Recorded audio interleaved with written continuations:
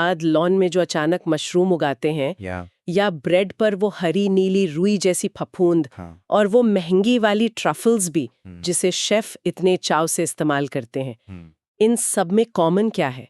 ये सब फंगस है, कवक, और सबसे हैरानी के बाद ये न तो पौधे हैं और न ही जानवर।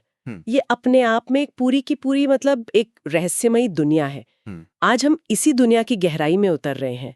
हमारे पास जो स्रोत हैं उनकी मदद से हम ये समझने की कोशिश करेंगे कि ये जीव आखिर हैं क्या, दिखते कैसे हैं, जीते कैसे हैं और इनकी इतनी बड़ी फैमिली में कौन-कौन है। और ये फैमिली वाकई बहुत बड़ी और अजीब भी है।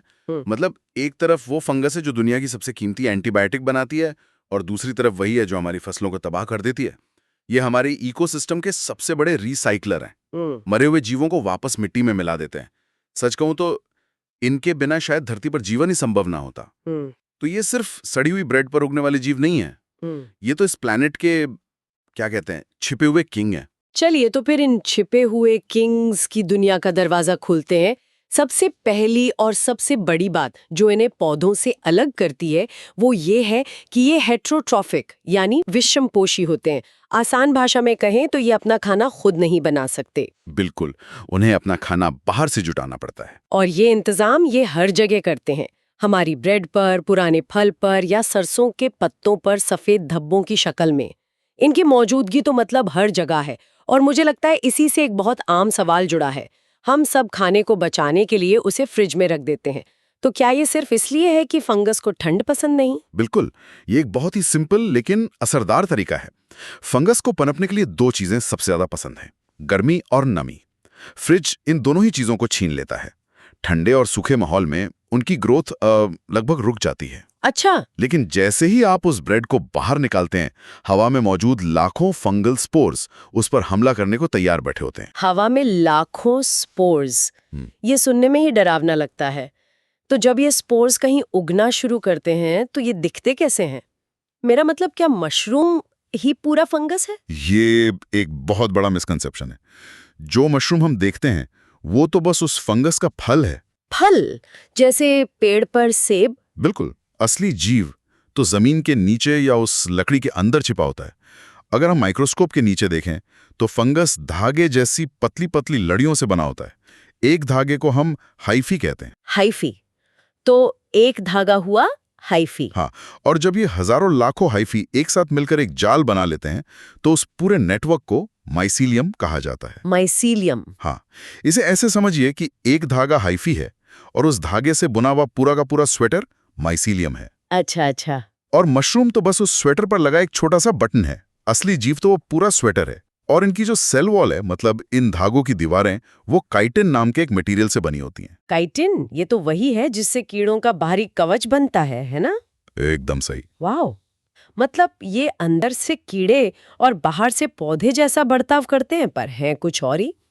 तो ये विशाल भूमिगत नेटवर्क अपना खाना कैसे खाता है? आपने कहा था कि ये दूसरों पर निर्भर करते हैं। बिल्कुल, इनके खाने के 3 मुख्य तरीके हैं। पहले हैं सैप्रोफाइट्स। सैप्रोफाइट्स? हाँ, यानी प्रकृति के सफाई कर्मचारी। ये मरी हुई लकड़ी, गिरे हुए पत्ते या मरे हुए जानवरों को खाते हैं। ये उन पर एंजाइम छोड़ते हैं जो उन्हें बाहर ही पचा देते हैं और फिर ये उन पोषक तत्वों को सोख लेते हैं। दूसरे जरूर परजीवी यानी पैरासाइट्स होंगे जो दूसरों से चोरी करते हैं। सही पकड़ा। पैरासाइट्स वो हैं जो जीवित पौधों या जानवरों पर रहकर उनसे पोषण चूसते हैं, जैसे कि गेहूं की फसल में लगने वाला रस्ट रोग। लेकिन तीसरा तरीका सबसे दिलचस्प है।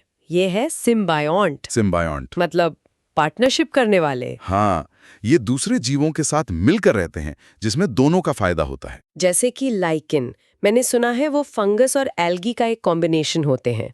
एकदम सही। लाइकेन में फंगस एल्गी को रहने के लिए घर देता है और बदले में एल्गी फोटोसिंथेसिस से खाना बनाकर फंगस को देती है। लेकिन इससे भी कमाल का उदाहरण है माइकोराइजा। माइकोराइजा? ये फंगस ऊंचे पेड़ों की जड़ों के साथ पार्टनरशिप कर लेते हैं। सोचिए, पेड़ की जड़ें मिट्टी में एक सीमा तक ही फैल सकती हैं। हाँ, सही है। लेकिन फंगस का माइसीलियम नेटवर्क उससे हजारों गुना ज्यादा दूर तक फैलकर पेड़ के लिए पानी और मिनरल्स लाता है। अरे वाह, ये तो पेड़ के लिए एक सुपर एफिशिएंट डिलीवरी सर्विस जैसा हो गया। बिल्कुल। और इस सर्विस के बदले में पेड़ अपनी कमाई यानी शुगर का कुछ हिस्सा फंगस को दे देता है। लगभग 90% पेड़ इस पार्टनरशिप के बिना जिंदा ही नहीं रह सकते। ये तो वाकई एक अद्भुत साझेदारी है। तो हमने देख लिया कि ये कैसे बने हैं और कैसे खाते हैं, पर एक बड़ा सवाल ये है कि अगर ये चल फिर नहीं सकते तो ये अपनी संख्या कैसे बढ़ाते हैं? यहीं पर इनके वो लाखों स्पोर्स काम आते होंगे जो हवा में तैर रहे हैं। हाँ, स्पोर्स यानी बीजाणु इनके प्रजनन का मुख्य हथियार है। अलैंगिक प्रजनन में तो ये बस अपने क्लोन स्पोर्स बनाते हैं और फैला देते हैं, लेकिन इनका जो लैंगिक प्रजनन है वो बहुत ही अनोखा और चालाकी भरा है। इसमें 3 मुख्य स्टेप्स होते हैं: प्लाज्मोगैमी, कैरियोगैमी और मियोसिस। ये तो काफी टेक्निकल नाम लग रहे हैं। मैं इसे आसान बनाता हूँ। देखिए, प्लाज्मोगैमी का मतलब है 2 अलग-अलग फंगस के हाइफी का मिलना, मतलब उनके साइटोप्लाज्म का फ्यूज हो जाना। इसे आप एक तरह की हैंडशेकिंग समझ सकती हैं। ठीक है, हैंडशेकिंग। दूसरा स्टेप है कैरियोगैमी, जिसमें उन दोनों की न्यूक्लियस भी आपस में फ्यूज हो जाते हैं। और तीसरा स्टेप है मियोसिस, जिससे नए जेनेटिक कॉम्बिनेशन वाले स्पोर्स बनते हैं। लेकिन यहाँ एक ट्विस्ट है। एक और ट्विस्ट बताइए। कुछ फंगस जैसे कि एस्कोमाइसीटीज और बेसिडियोमाइसीटीज बहुत होशियार होते हैं। वो प्लाज्मोगैमी यानी हैंडशेकिंग तो कर लेते हैं, लेकिन कैरियोगैमी मतलब न्यूक्लियस को फ्यूज करने में जल्दबाजी नहीं करते। वो इंतजार करते हैं। इंतजार किस बात का? सही हालात का। प्लाज्मोगैमी के बाद एक ऐसी स्टेज आती है जिसे डाइकैरियन कहते हैं। डाइकैरियन? हाँ, जिसमें एक ही सेल के अंदर 2 अलग-अलग न्यूक्लियस मौजूद होते हैं। N+N अवस्था। ये एक तरह का जेनेटिक वेटिंग गेम है। फंगस के पास अब 2 अलग-अलग जेनेटिक टूलकिट हैं। वो तब तक इंतजार कर सकता है जब तक माहौल जैसे नमी और तापमान अगली पीढ़ी के लिए बिल्कुल परफेक्ट ना हो। अच्छा। और जब सही समय आता है तब वो दोनों न्यूक्लियस को फ्यूज करके फ्रूटिंग बॉडी यानी फल बनाता है। कमाल है। मतलब एक ही सेल में 2 अलग-अलग पहचान लेकर घूमना और सही मौके पर मिलकर एक हो जाना। ये तो किसी साइंस फिक्शन फिल्म जैसा लग रहा है। इस तरह की जटिलता को देखते हुए वैज्ञानिकों ने इन्हें अलग-अलग ग्रुप्स में तो जरूर बांटा होगा। हाँ, बिल्कुल। मुख्य रूप से माइसीलियम के स्ट्रक्चर और स्पोर्स बनाने के तरीके के आधार पर इन्हें 4 बड़े वर्गों में बांटा गया है। तो चलिए इस फंगस फैमिली के कुछ खास सदस्यों से मिलते हैं। सबसे पहले कौन है? सबसे पहले आते हैं फाइकोमाइसीटीज। इन्हें आप फंगस जगत के प्राचीन जल निवासी कह सकते हैं। जल निवासी? हाँ, ये ज्यादातर पानी में या बहुत ही गीली और सड़ती हुई लकड़ी पर पाई जाते हैं। इनकी खास बात यह है कि इनके हाइफी में कोई बंटवारा या दीवारें नहीं होती। वो एक लंबी खोखली ट्यूब की तरह होते हैं जिसमें बहुत सारे न्यूक्लियस एक साथ तैरते रहते हैं। अच्छा, तो जो ब्रेड पर फफूंद लगती है म्यूकर, वो इसी ग्रुप में है? बिल्कुल, म्यूकर इसी ग्रुप का एक मशहूर सदस्य है। ठीक है, तो ये हुए सबसे सरल वाले। इनके बाद आते हैं स्कोमाइसीटीज, जिन्हें सैक फंजाई भी कहते हैं। Sac fungi? सैक यानी थैली? हाँ, क्योंकि इनके सेक्सुअल स्पोर्स एक छोटी सी थैली जिसे एस्कस कहते हैं के अंदर बनते हैं। ये ग्रुप बहुत ही वर्सेटाइल है। एक तरफ इसमें यीस्ट जैसा एक सेल वाला फंगस है जो हमारी ब्रेड और बियर बनाता है। तो दूसरी तरफ पेनिसिलियम है जिसने हमें पहली एंटीबायोटिक दी। और मैंने सुना है कि दुनिया के कुछ सबसे महंगे फूड्स भी इसी ग्रुप से आते हैं। बिल्कुल, मोरेल्स और ट्रफल्स जैसे स्वादिष्ट और बेशकीमती फंगस भी एस्कोमाइसीटीज ही हैं। और इसी ग्रुप में न्यूरोस्पोरा नाम का एक फंगस भी है जिसे जेनेटिक्स और बायोकेमिस्ट्री की रिसर्च में इतना ज्यादा इस्तेमाल किया जाता है कि उसे प्लांट किंगडम का ड्रोसोफिला कहते हैं। एक ही ग्रुप में ब्रेड, बियर, एंटीबायोटिक्स और लग्जरी खाना, वाकई कमाल है। अब तीसरे ग्रुप की बारी, जो शायद सबसे जाना पहचाना होगा। हाँ, तीसरा ग्रुप है बेसिडियोमाइसीटीज। ये फंगस जगत के सेलिब्रिटी हैं। सेलिब्रिटी? हमारे प्यारे मशरूम, पेड़ों पर उगने वाले ब्रैकेट फंजाई और पफ बॉल्स, ये सब इसी में आते हैं।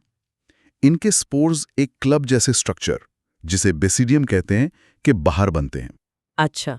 ये ज्यादातर मिट्टी में या लकड़ी के लट्ठों पर उगते हैं। लेकिन इस ग्रुप में कुछ बदनाम सदस्य भी हैं।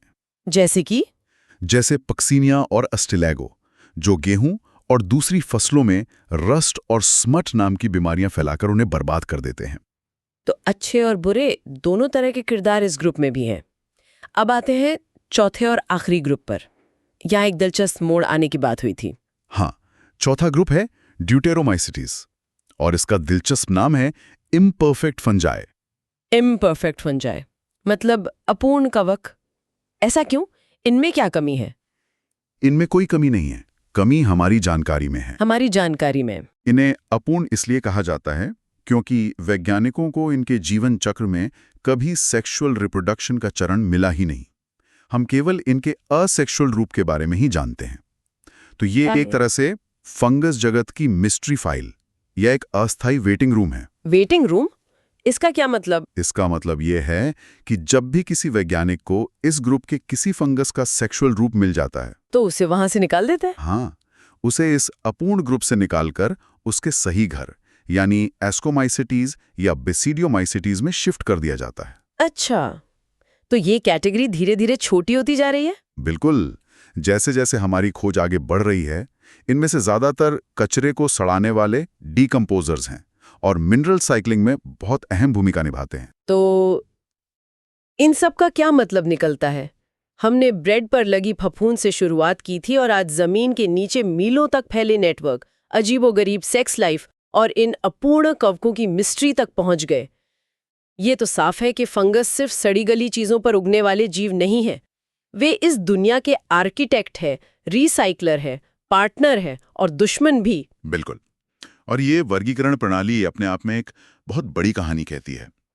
डिटोरमाइसिटीज जैसे ग्रुप का होना ये दिखाता है कि विज्ञान कोई पत्थर की लकीर नहीं है, ये एक लगातार चलने वाली खोज है। जिसे हम आज अपूर्ण कह रहे हैं, वो सिर्फ हमारी आज की अधूरी समझ को दिखाता है। ये विज्ञान की विनम्रता है, ये स्वीकार करना कि अभी हम सब कुछ नहीं जानते, पर हम ढूंढ रहे हैं। ये बहुत खूबसूरत बात है और इसी से एक आखिरी ख्याल मेरे मन में आ रहा है। एक तरफ पेनिसिलियम है जो हमें जीवन देने वाली एंटीबायोटिक्स देता है और दूसरी तरफ पुक्सिनिया है जो हमारी फसलें तबाह करके अकाल ला सकता है। एक ही किंगडम के ये दो चेहरे हैं। सवाल ये उठता है कि इंसान इस दोधारी तलवार के साथ कैसे संतुलन बनाता है। हम एक के फायदे कैसे उठाते हैं और दूसरे के नुकसान से कैसे बचते हैं? और ये नाजुक संतुलन इस इकोसिस्टम में हमारी अपनी जगह के बारे में क्या बताता है? ये सोचने वाली बात है। इस दुनिया में लाखों करोड़ों तरह के जीव हैं, एक चींटी से लेकर ब्लू व्हेल तक, एक छोटे से बैक्टीरिया से लेकर हजारों साल पुराने पेड़ तक। क्या कभी सोचा है कि हम इन सबको समझने की कोशिश कैसे करते हैं? मतलब इतनी बड़ी भीड़ में हम किसी चीज को पहचानते कैसे हैं? आज हम इसी सवाल की कह सकते हैं तहे तक जाएंगे। हमारे पास जो स्रोत हैं वो हमें